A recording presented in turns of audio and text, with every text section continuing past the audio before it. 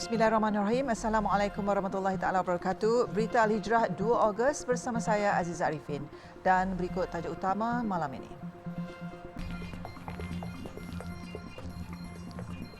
Jenazah jurulatih penerbangan selamat dikebumikan. Juga penipuan Haji Furada catat kerugian 5.67 juta ringgit.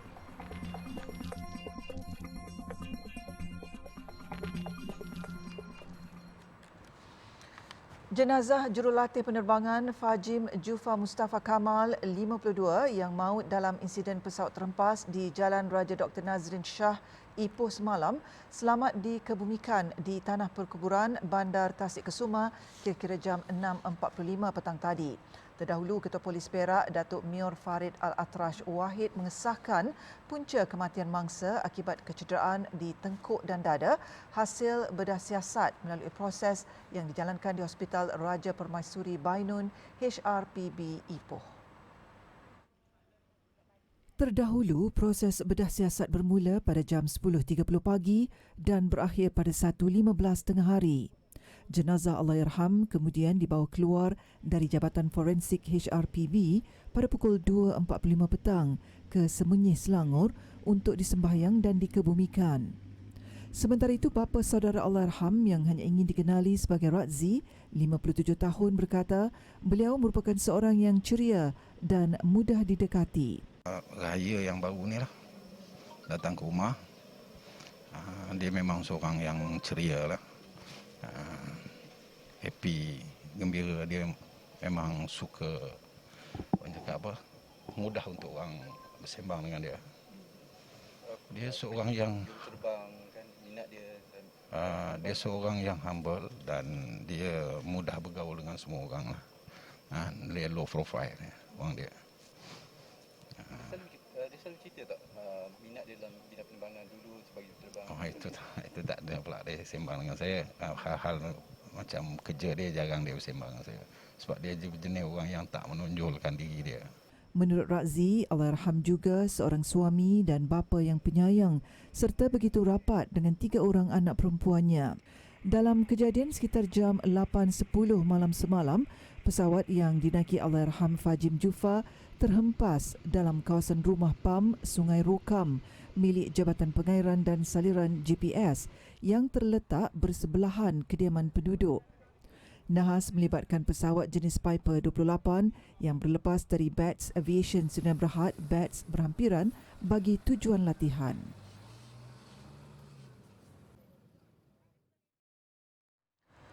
Lima kertas siasatan berkaitan penipuan pakej haji oleh 3 agensi pelancongan yang telah lengkap akan dirujuk ke Jabatan Peguam Negara dalam masa terdekat. Setiausaha Polis Malaysia SUPM, Polis Diraja Malaysia PDRM, Datuk Nur Siah Muhammad Saudin berkata, kertas siasatan itu akan diserahkan oleh penolong pengarah Siasatan Jenayah Pemalsuan Pelaburan Bersindiket, Jabatan Siasatan Jenayah Komersial Bukit Aman, Senior Assistant Commissioner Muhammad Usuf Jan Muhammad.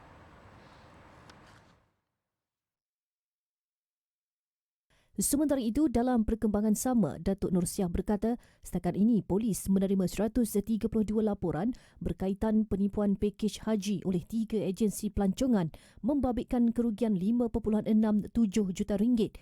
Ia membabitkan 52 laporan di Kuala Lumpur, 33 di Selangor, 18 di Pahang, 7 di Johor, 6 laporan di Perak dan Kelantan, 3 laporan di Melaka dan Kedah, 2 di Terengganu dan masing-masing 1 di Negeri Sembilan dan Pulau Pinang. Daripada jumlah keseluruhan itu, sebanyak 23 kertas siasatan telah dibuka dan siasatan lanjut masih dijalankan. Jumlah kerugian paling tinggi direkodkan di Kuala Lumpur iaitu 2.3 juta ringgit, diikuti Pahang 1.2 juta ringgit dan Selangor RM966,100. Pada 8 Julai lalu, media melaporkan kira-kira 380 bakal jemaah haji dilaporkan terkandas di lapangan terbang antarabangsa Kuala Lumpur KLIA dipercayai menjadi mangsa penipuan sebuah agensi pelancongan swasta. Ketua Polis Daerah Wang Semaju Superintenden Asyari Abu Samah dipetik berkata, 2 lelaki dan 3 wanita berusia 30 hingga 60 tahun ditahan di beberapa lokasi sekitar ibu negara. Katanya semua individu yang ditahan itu membabitkan pemilik agensi pelancongan berkenaan serta isterinya, seorang ejen serta 2 pekerja di agensi terbabit yang terletak di Danau Kota.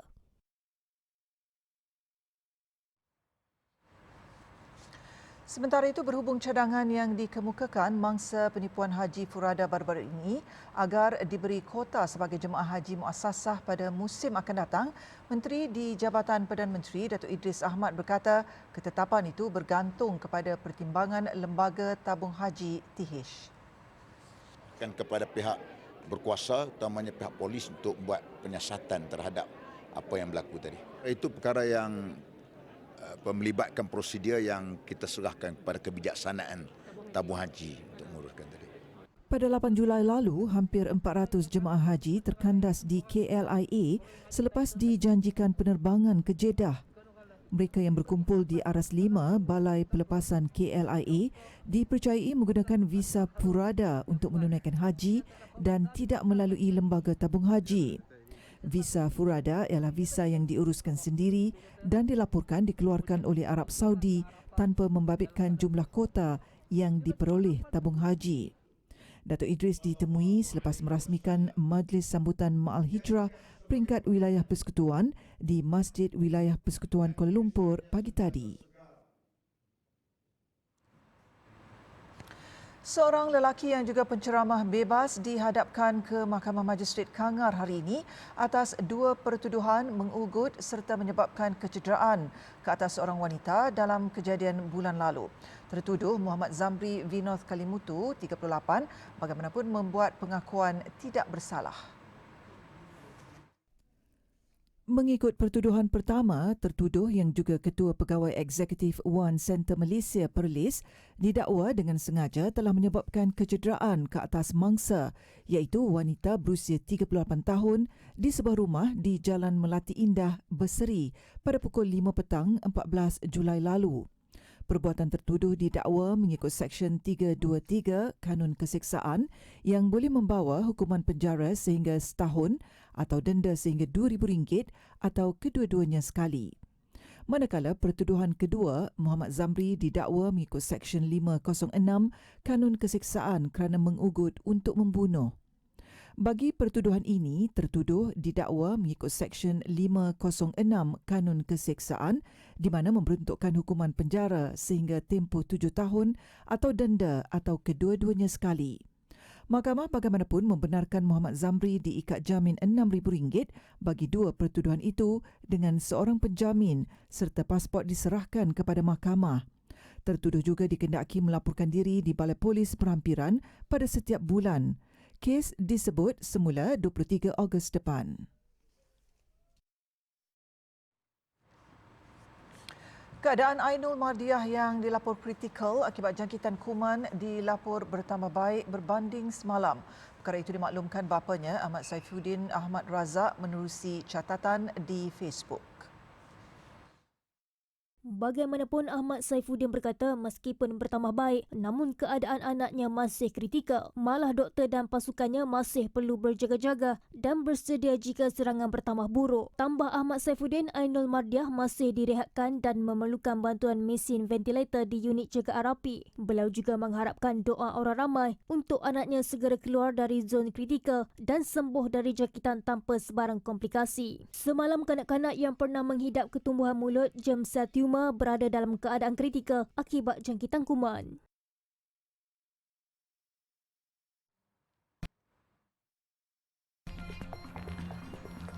MyHack, pusat analisis halal bertaraf dunia. Alhamdulillah, bertemu kembali. Kerajaan meluluskan sebanyak 99 projek penyelidikan, pembangunan, pengkomersialan dan inovasi R&D dan CNI dengan kos berjumlah RM5.6 bilion untuk sektor inovasi di Malaysia bagi tempoh 2021 hingga 2022. Perdana Menteri Datuk Seri Ismail Sabri Yaakob berkata kelulusan itu dibuat berdasarkan rancangan Malaysia ke-12 yang bermatlamat untuk mencapai negara maju menjelang 2025. Dalam aspek pengkomersialan, sekurang-kurangnya 50% jumlah perbelanjaan R&D perlu menjurus kepada penyelidikan, pembangunan eksperimental selain melahirkan lebih ramai pencipta teknologi serta usahawan teknologi tempatan bagi menjana kejayaan dan pertumbuhan ekonomi. Beliau berkata demikian ketika merasmikan Persidangan Inovasi Malaysia 2022 di Ibu Negara. Sementara itu, beliau berkata peratusan perbelanjaan kasar R&D kepada keluaran dalam negara kasar KDNK negara pada 2025 dijangka mencapai 2.5% berbanding 1.04% pada 2018. Bagi tujuan itu, sumbangan sektor swasta disasarkan mencapai 70% daripada jumlah perbelanjaan R&D. Bagaimanapun, Datuk Seri Ismail Sabri tidak menafikan bahawa terdapat cabaran berkaitan inovasi yang perlu ditangani sebelum negara mampu mencapai status negara berpendapatan tinggi. Ini termasuk pelaburan sektor awam dan swasta yang rendah dalam R&D dan CNI berbanding dengan negara-negara maju seperti Korea Selatan dan Jepun. Justru bagi pendekatan jangka pendek dan sederhana, kerjasama dalam kalangan pihak penyelidik dan usahawan perlu dilaksanakan untuk meningkatkan inovasi tempatan. Tambahnya, Kementerian Sains, Teknologi dan Inovasi selain Akademik Sains Malaysia sedang membangunkan Malaysian Open Science Platform untuk mempergiatkan perkongsian data antara penyelidik dan industri.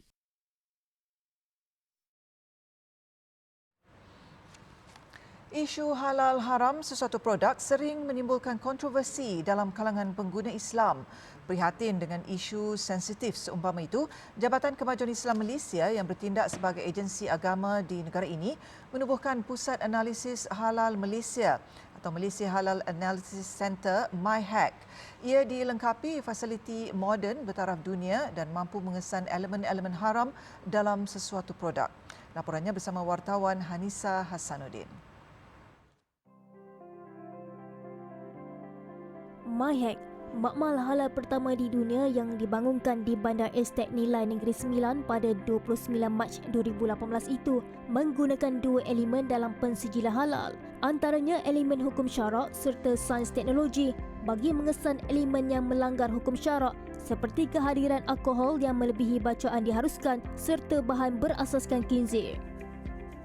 Dari segi kemudahan analisis yang kami buat sekarang, kita ada membuat analisis kita tawarkan di MyHack, contohnya untuk kita membuat penentuan alkohol, di mana kami menggunakan peralatan yang dinamakan gas kromatografi ataupun GC dengan nama pendeknya, dan kita juga berkeupayaan untuk membuat analisis DNA dan juga penspesian daging menggunakan kaedah real time PCR. Maknanya kalau misalnya kata kita nak tahu sama ada kehadiran DNA babi ataupun tidak, dan kaedah ini kita gunakan. Dan alhamdulillah juga kita juga boleh membuat analisis terhadap kulit bulu. Maknanya mana kalau misalnya katalah kalau kita membeli barangan kulit, kita nak tahu kulit tu daripada sumber haiwan apa, ataupun brus yang kita gunakan tu termasuklah juga brus makanan. Dia semua kita gunakan kaedah contohnya FTIR ataupun gunakan mikroskop elektron dan sebagainya. Selain itu, MyHack juga mempunyai unit untuk menganalisis bahan fiber, kulit dan bulu bagi melihat jika terdapat unsur-unsur serta bahan terlarang, khususnya pada barangan kulit serta berus-berus yang dijual di pasaran. Tambah beliau, MyHack kini sedang mengorak langkah untuk tampil dengan kaedah-kaedah lain bagi menganalisis genetik modified food, protein dan gelatin serta lemak dan minyak. Dengan kemudahan serba lengkap tersebut, MyHack bukan sahaja mengambil sampel dari dalam negara sahaja, malah menilai sampel daripada luar negara. Hampir 5 tahun beroperasi, keupayaan MyHack akhirnya diiktiraf apabila memperoleh akreditasi di bawah skim akreditasi makmal Malaysia SAMM pada 20 April lepas. Pengiktirafan tersebut berdasarkan keperluan MSISO IEC 17025 2017 dalam bidang ujian analisa kimia bagi skop alkohol. Jelas Fakhruddin, kejayaan itu merupakan pencapaian tertinggi mereka dan amat bersyukur dengan segala usaha yang mereka lakukan telah membuahkan hasil lumayan. Meskipun pernah hampir terduduk kerana berdepan kesulitan untuk beroperasi semasa pandemik COVID-19, namun dengan kerjasama pelbagai pihak, MyHack berjaya menempuh cabaran tersebut. Jadi sepanjang tempoh mendapatkan akreditasi ini sebenarnya bukanlah hanya semata-mata usaha MyHack sendiri, tapi kita alhamdulillah MyHack mendapat sokongan dan bantuan teknikal serta bimbingan profesional terutama daripada pengurusan tertinggi JAKIM kami sendiri. Kami ucapkan banyak terima kasih, termasuk juga dengan agensi lain, misalnya contoh Jabatan Standard Malaysia sendiri, Jabatan Kimia dan juga Kementerian Kesihatan Malaysia. Kewujudan pusat analisis halal bertaraf dunia ini membuktikan keseriusan JAKIM dalam menjaga kesucian darah daging umat Islam selain memberi solusi kepada masalah yang dihadapi ummah.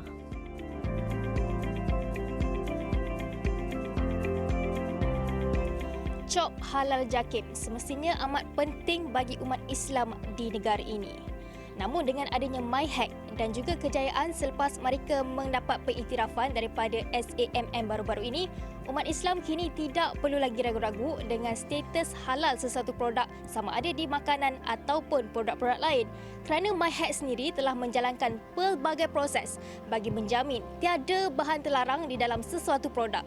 Dan semestinya dengan pengiktirafan kali ini, ia mampu memartabatkan industri halal negara di persada antarabangsa.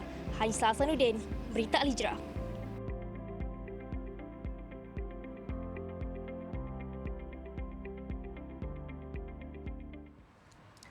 5 individu diberi penganugerahan sebagai tokoh Ma'al Hijrah sempena sambutan Ma'al Hijrah peringkat wilayah persekutuan. Mereka terdiri daripada tokoh ilmuan, ahli korporat dan mu'alaf yang telah banyak menyumbang kepada pembangunan dan dakwah Islam tanah air. Tokoh utama Ma'al Hijrah dianugerahkan kepada mantan Ketua Pengarah Jabatan Kemajuan Islam Malaysia JAKIM, Datuk Wan Muhammad Sheikh Abdul Aziz. Sebenarnya sebarang bentuk penganugerahan ini bukan satu lintasan, tapi saya suka nak menolak pelawaan ini dengan niat mudah-mudahan dia dapat menjadi contoh dan rangsangan kepada pihak lain, insya-Allah. Sementara itu, tokoh pendakwah mu'alaf yang juga kategori baru pada tahun ini, Syah Kirit Kalkukal Govinji berharap usaha dakwahnya dapat diperluaskan bukan sahaja kepada mu'alaf, malah semua peringkat masyarakat. Dan bila kita lihat dapat tokoh anugerah untuk mu'alaf, kategori mu'alaf ni, pada saya mu'alaf ni patut jadi jambatan. Jambatan yang menghubungkan antara orang Islam dengan bukan Islam. Sebab mu'alaf pernah hidup sebagai non-Muslim dan kemudian menganuti agama Islam, so dia faham dua-dua alam yang berbeza, dan kemudian juga jadi jambatan antara Melayu dengan bukan Melayu, dan juga menjadi jambatan antara mu'alaf dengan yang non-Muslim. Jadi apa yang kita mahukan adalah pada perpaduan, iaitu unity. Itulah menjadi harapan kita. Turut menerima anugerah tokoh Ma'al Hijrah peringkat wilayah persekutuan ialah Tan Sri Datuk Azman Hashim sebagai tokoh korporat, Datuk Profesor Dr. Muhammad Yaakob Elias Zulkifli sebagai tokoh ilmuwan dan Mingu Mat Noh sebagai tokoh imam. Majlis sambutan Ma'al Hijrah peringkat wilayah persekutuan disempurnakan Menteri di Jabatan Perdana Menteri Hal Ehwal Agama Datuk Idris Ahmad di Masjid Wilayah Persekutuan Kuala Lumpur. Turut hadir Timbalan Menteri di Jabatan Perdana Menteri Hal Ehwal Agama Datuk Ahmad Marzuk Syari. Sultan Kelantan Sultan Muhammad V berkenan mengisytiharkan isteri baginda Sultanah Kelantan dengan gelaran Duli Yang Maha Mulia Sultanah Nur Diana Petra Abdullah. Pengisytiharan itu diumumkan Menteri Besar Datuk Ahmad Yaakob di Istana Balai Besar Kota Baru siang tadi. Datuk Ahmad ketika membacakan teks itu berkata pengisytiharan dilakukan mengikut Fasal 1 Perkara 43 Undang-Undang Perlembagaan Tubuh Kerajaan Kelantan bahagian yang kedua. Dan bahawasanya Bawah Duli Yang Maha Mulia Sultan Muhammad V, Sultan yang Pertuan bagi Negeri Kelantan Darnain juga telah mengampuni perkenan menggunakan pangkat kemuliaan Duli Yang Maha Mulia Sultanah Kelantan ini ke hadapan isteri baginda, iaitu yang berbahagia Encik Puan Nur Diana Petra Abdullah dengan gelaran Duli Yang Maha Mulia Sultanah Nur Diana Petra Abdullah, Sultanah Kelantan. Baginda juga mengampuni perkenaan mengurniakan pangkat kemuliaan kepada Yang Teramat Mulia Cik Puan Mahkota Kelantan dengan gelaran Yang Teramat Mulia Cik Puan Sophie Louise Johansson Petra, iaitu isteri kepada Yang Teramat Mulia Tengku Mahkota Kelantan. Semua kurniaan pangkat itu berkuat kuasa hari ini.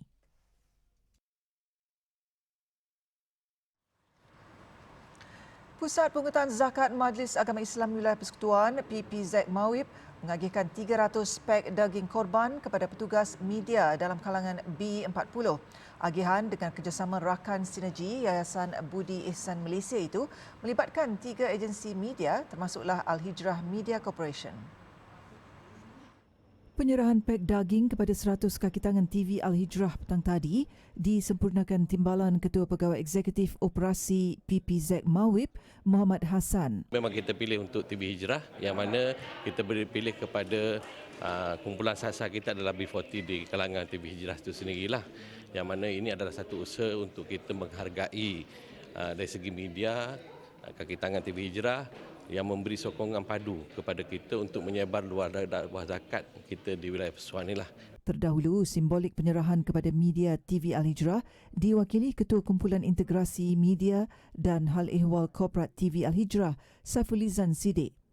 Tambah Muhammad Hassan, setiap daripada agensi media menerima 100 pak daging, termasuklah kaki tangan media Karangcraft dan Bernama.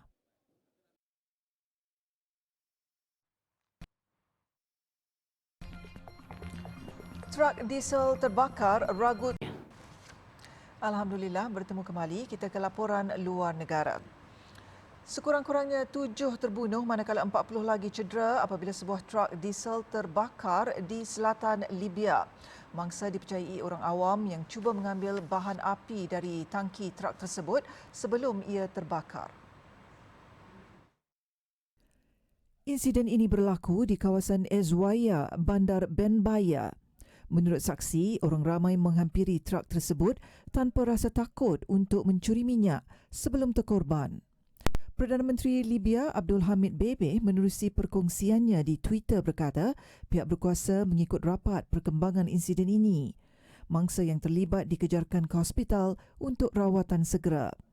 Libya berhadapan dengan masalah kekurangan bahan api sejak 2014 berikutan pemberontakan rakyat terhadap penggulingan pemimpin lama Muammar Gaddafi pada 2011. Di Palestin, seorang remaja berusia 17 tahun mati ditembak tentera Zionis di tebing barat. Remaja itu dibunuh ketika pertempuran dengan tentera dan pasukan perisi Israel di kamp pelarian Jenin. Dira Riyad Al-Kafrini disahkan meninggal dunia setibanya di Hospital Kerajaan Jenin selepas ditembak di kakinya oleh tentera Israel. Sementara itu, jurucakap polis sepadan Israel memaklumkan pasukan perisik yang diarahkan oleh Agensi Keselamatan Domestik Shin Bet memasuki kamp pelarian itu dan kononnya menahan 2 pejuang Palestin. Katanya apabila anggota itu memasuki Jenin, tembakan dilepaskan oleh beberapa suspek ke arah mereka yang membalas tembakan langsung itu. Ketika serbuan, tentera Israel menahan pemimpin paling senior Gerakan Palestin Islamik Jihad PIJ, Bassam Al-Saidi di tebing barat. Mereka turut menahan menantunya Ashraf Al-Jada yang kebetulan melawat Al-Saidi. Gubernur California mengisytiharkan darurat susulan peningkatan kes jangkitan cacar monyet di wilayah itu. Pihak berkuasa negeri telah mengagihkan lebih 25,000 dos vaksin sebagai tambahan kepada peruntukan vaksin sedia ada yang dihantar ke Los Angeles County. Menurut Pusat Kawalan dan Pencegahan Penyakit, Amerika Syarikat merekodkan kira-kira 5,000 kes cacar monyet dengan California dan New York mencatat jangkitan tertinggi setakat ini. Illinois merekodkan sekitar 520 kes. Ia menyebabkan gubernurnya mengumumkan darurat di Illinois. Golongan lelaki yang melakukan hubungan sejenis adalah yang paling teruk terjejas, tetapi pakar memberi amaran bahawa mana-mana pihak yang mempunyai kontak rapat dengan pesakit atau barangan peribadi mereka turut berisiko dijangkiti. Pertubuhan Kesihatan Sedunia WHO mengisytiharkan cacar monyet sebagai kecemasan kesihatan global pada 23 Julai.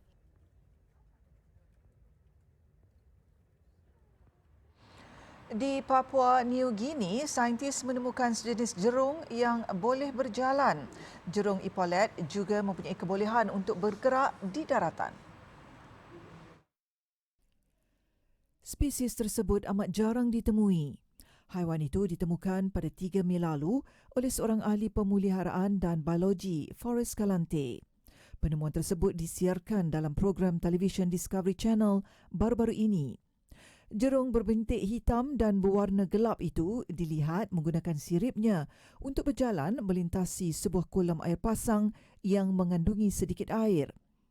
Saintis percaya bahawa jerung yang ditemui di sekitar pantai selatan Papua New Guinea dan pantai utara Australia itu memiliki kebolehan untuk berjalan kerana dapat membantunya untuk mencari makanan dalam persekitaran yang tidak boleh didiami jerung-jerung lain. Sekian berita Al-Hijrah. Jangan lupa ikuti kami di pelbagai platform media sosial seperti Facebook, Instagram, Twitter, YouTube dan TikTok. Dan jangan ketinggalan layari alhijrahnews.com untuk lagi berita-berita pilihan dan eksklusif. Berita Al-Hijrah ingin merakam ucapan tahniah kepada kaki tangan Jabatan Digital Media Baharu dan IT TV Al-Hijrah Abdul Hanan Abdul Rahman yang mengungguli kandungan Travelog terbaik kategori program TV Anjuran Tourism Selangor. Saya Aziz Arifin. Assalamualaikum dan selamat malam.